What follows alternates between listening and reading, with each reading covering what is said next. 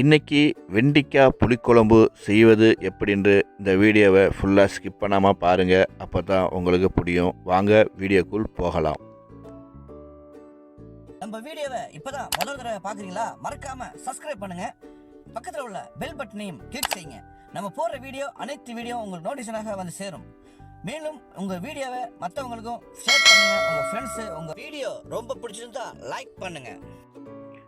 தக்காளி, வெங்காயம், வெண்டிக்காய், முருங்கைக்காய், உருளைக்கிழங்கு, குடை மிளகா, கருவேப்பிலை, பச்சை மிளகாய், ஒரு எலுமிச்சை சைஸ் புளி,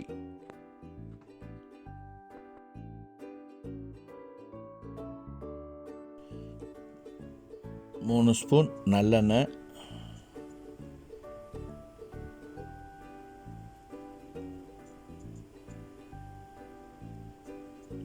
ஒரு ஸ்பூன் வெந்தயம், அரை ஸ்பூன் சீரகம்,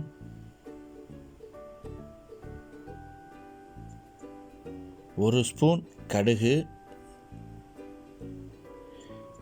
பிறகு நறுக்கி வைத்த வெங்காயம்,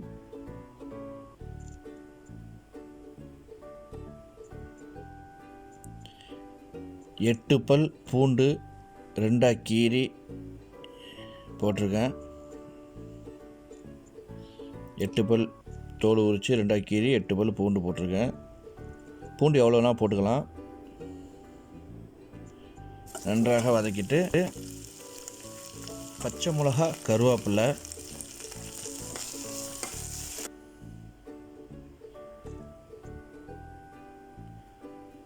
பிறகு ஒரு தக்காளி, அதையும் நன்றாக வதக்கி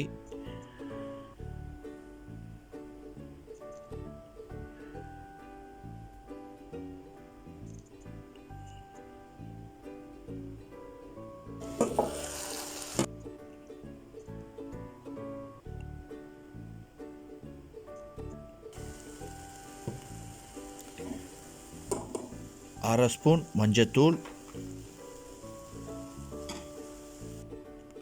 ஒரு ஸ்பூன் மிளகாத்தூள்,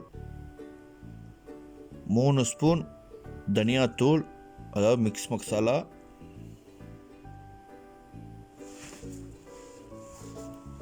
3 ஸ்பூன் தனியா மசாலா மிக்ஸ் மசாலா, பிறகு ஒரு கிளாஸ் புளியை ஊற வைத்த தண்ணி,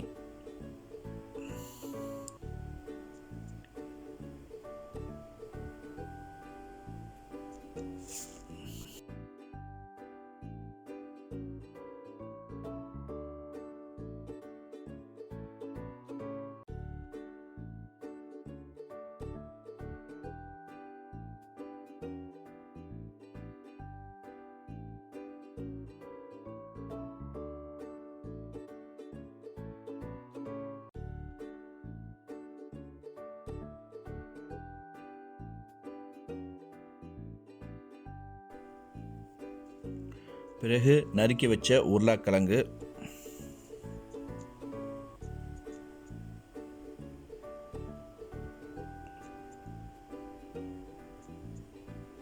தேவைக்கேற்ப சால்ட்,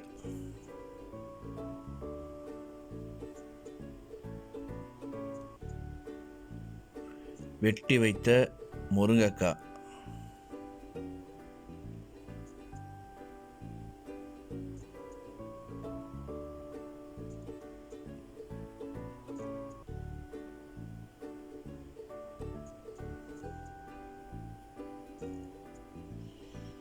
ஒரு கிளாஸ் தண்ணி,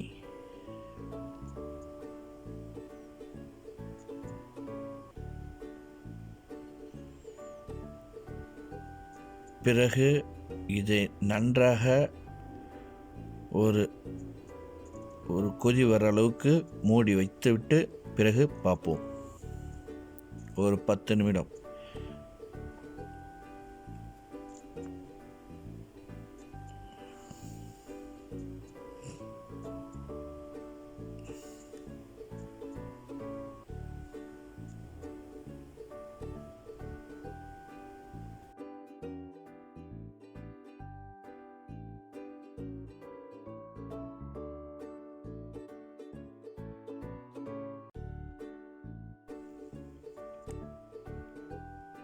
ஊற வச்ச புளி தண்ணி,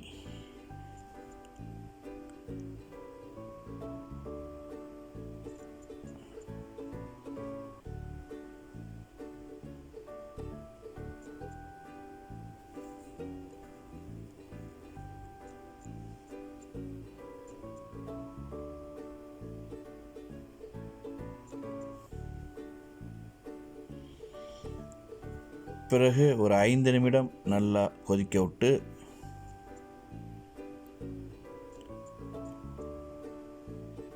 புளிக்குழம்பு தயார். சிறிது மல்லி மேலாப்பில் தூவிட்டு அதோட அடுப்பை ஆஃப் பண்ணிக்க வேண்டியது தான்.